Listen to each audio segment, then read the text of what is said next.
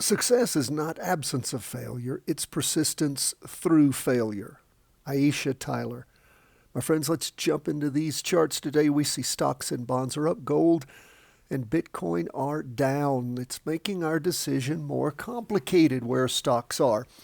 If they were to continue down today as they have been, at least the S&P 500 since, what is that, Friday the 12th of December. However, they popped up a little bit today. Not a lot, still well below the weekly trend line on the half-day and the two-day. We've concluded the Wednesday-Thursday candle on the S&P 500 with lots of volume and below the trend line. Same thing here as we look at the weekly. We see lots of volume there, and we see a little doji. Now, we like to see a nice spinning top, and we may have a down day tomorrow that'll make the decision easier to go short on the S&P.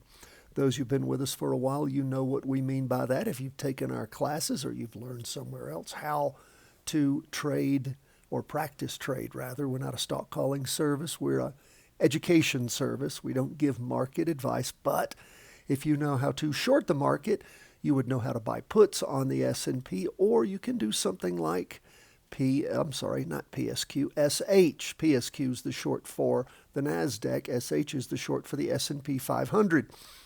And you can see how it has been going down, down, down, down, down for many weeks as the market's been going up because it is an inverse fund, a short fund. There are good things, bad things about it.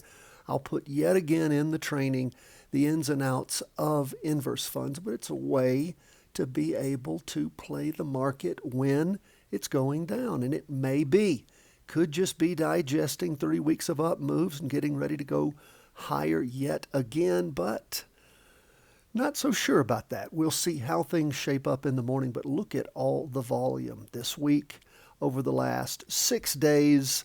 And you can see on the half-day chart how we've been average or above average volume going all the way back to, the 9th of December.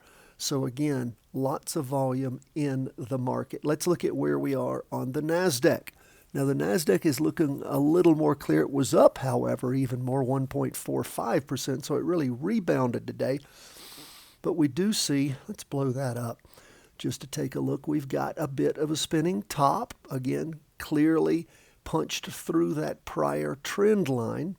We've got lots of volume there, so we'll continue to keep an eye on the NASDAQ. We're well into we've completed our second down candle, so 4 days of down movement there. Did pop up strongly. We'll see what things look like on Friday, if that's going to lead us to short the NASDAQ. And again, you can do that with practice puts. You can also do that with PSQ, which of course is the inverse for the NASDAQ 100, QQQ. So keep that in mind. We'll look at the charts. You should be looking at the charts as they start to conclude for the day on Friday and decide if you're going to do a practice trade going down. What do we see on 20-year U.S. government bonds? They recovered some. They've been moving up really since, Tuesday afternoon into Wednesday a little bit, and Thursday sitting right there below the weekly trend line on the half-day, sitting right there below it on the two-day also with just about average volume, almost up to average volume with 1 day to go. Again, we look at where the low was last week. It was 87.19. This week, it is 87.17. So it's literally 2 cents lower, but it is a little bit lower. We'll see if indeed the 20-year U.S. government bonds has found a base and is moving up. Will it penetrate the weekly trend line on the two-day and the half-day tomorrow, or will it roll back over like it did back on, December the 11th? We saw it up in the morning, touched the weekly trend line, and then rolled back off of it. So we'll keep an eye. Still short bonds. You might say, what's the inverse fund on bonds? That is Tango Bravo Foxtrot, TBF. That is the short fund managed by ProShares. This is not, there's not just one short fund in any of these. There are other short funds, but those are just the ones that we have dealt with over the years. Decently liquid and are what we have played around with. And you can see how it's been going up since the 3rd of November as things have moved up on that weekly chart. Now let's take a look at gold. Gold pulling back just a wee bit after a nice run over the last going into 4 weeks. The high last week on gold was $400.39. This week, $402.21.